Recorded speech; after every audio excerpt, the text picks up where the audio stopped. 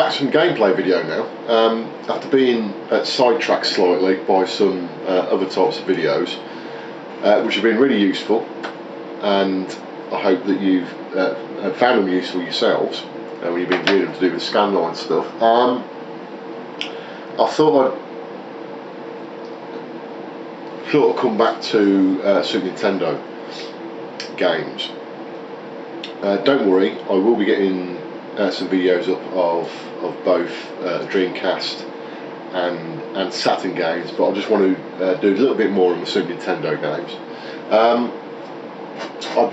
I did start to construct a list of games that people wanted to see, and I can't remember for the life of me. You have to forgive me, whoever you are, but someone asked about Twinbee series, the Twinbee series, and there was a particular game that was bought out by Konami in 1993, and it's Poppin' Twinbee. This was the first of the Twinbee series that came out for Super Nintendo. It is a vertical scroller shooter, shoot 'em up, and it's a cutesy one. Now, if I sit here and say to you that I've been playing it, or I've played it a lot in the past, I'll be lying out my back teeth. I think because I've said on some other videos that I've done of the Parodius series that I never really got into it at the time, you know, when these sort of games came out. Even though I bought them, I never really played them that much, purely because of the graphic style of them, and it wasn't, I suppose at the time it wasn't man enough, so I spent most of the time with the Gradius series rather than any of the alternatives. But Poppin' Twinbee is very similar in some ways to Parodius as regards to its graphic style, but it's a bit more childish, I think, more so than Parodius. But don't let that put you off the game. I'm sure there's a lot of people out there that absolutely love this game, and it does play really well. I've just recently been getting back into it again, and it's actually quite worrying how hard I'm finding it. Which, based on the graphic style, you think that wouldn't be the case, but obviously, you know, same old adage: don't judge a book by its cover, and this is definitely the case for this game. It's actually quite different to some of the prequels of the Twinbee series. Yeah, okay, it's a shoot 'em up. Most of them are shoot 'em ups. Certainly the prequels are shoot 'em ups. What's different on this game is you don't actually start with any lives. What you do get is an energy bar, and that gets depleted as you get hit. You can power up the energy bar by collecting specific power-ups, which I think are love hearts, if I remember. But you don't actually start with any lives. As you progress through the game, you can actually pick up lives, which makes the game a little bit easier and makes it last a bit longer. But I must admit, I'm struggling to get anywhere decent without doing loads of continues on this sort of basis. And like I said, you look at the game and you think, it's a bit childish, that is. It is pretty hard. You get, as with most of the Konami games, sort of varied power-ups. I won't even try to explain to you what the power-ups are you can collect. You get various things like shield, and you can get different firing power-ups. But it's based on the same philosophy, or same graphic, I should say, really, what you do as regards to what you collect, as Parodius.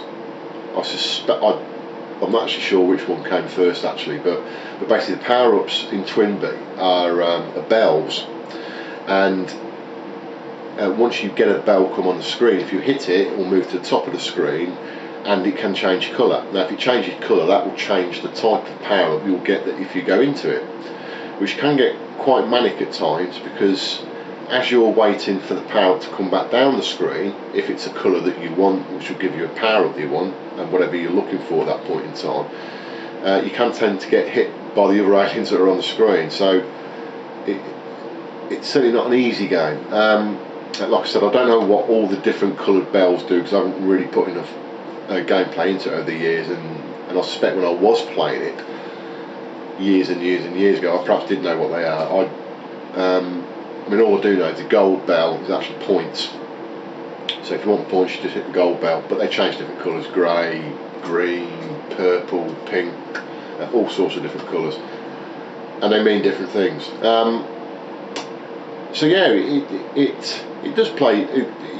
It does play pretty well. It's a simple game as regards to its principles, what you've got to try and do, but it is actually difficult. I do find it quite difficult. It looks nice. It looks quite cutesy and sort of really retro in that respect. And the music, as with a number of Konami games, and things like Parodius, it's not as crazy as Parodius by any stretch of the imagination, but it is really, it's really. Sort of use the term babyish, but no, yeah, it's good. It's good. Anyway, I'll get into some gameplay, and hopefully you enjoy it. Thanks for watching. Right, here we have Poppin' Twinbee on the Super Nintendo.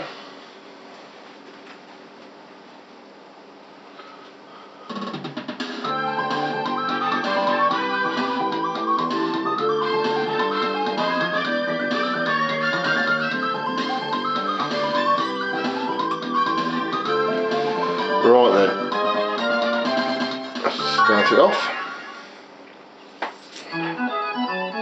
Well, for some reason you've got to put your name in from the beginning. I don't know why you don't, you know, why you should have to do this here, but anyway, just put the old crap in. Right, here you can choose to do with the power-ups.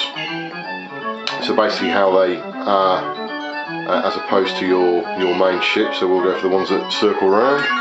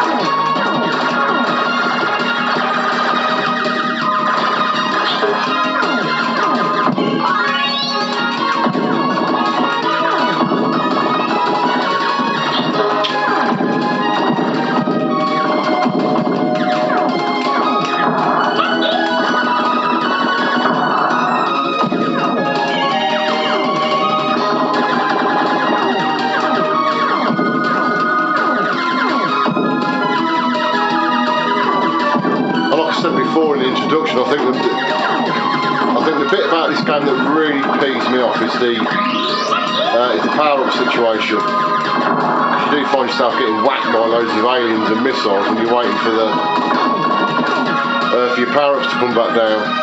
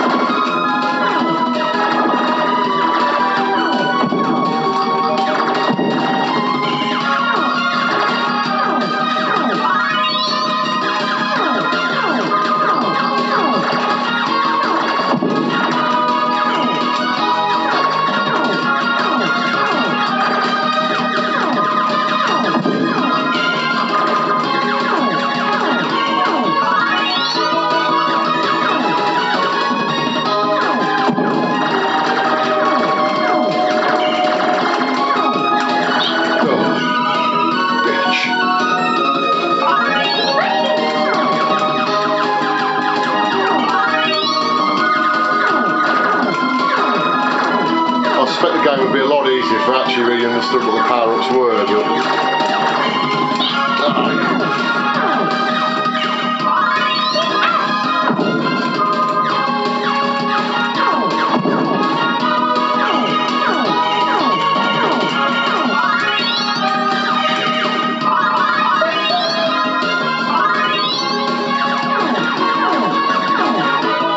There I've obviously got me sort of orb going around me, and I've got a speed up as well, so, and different fire.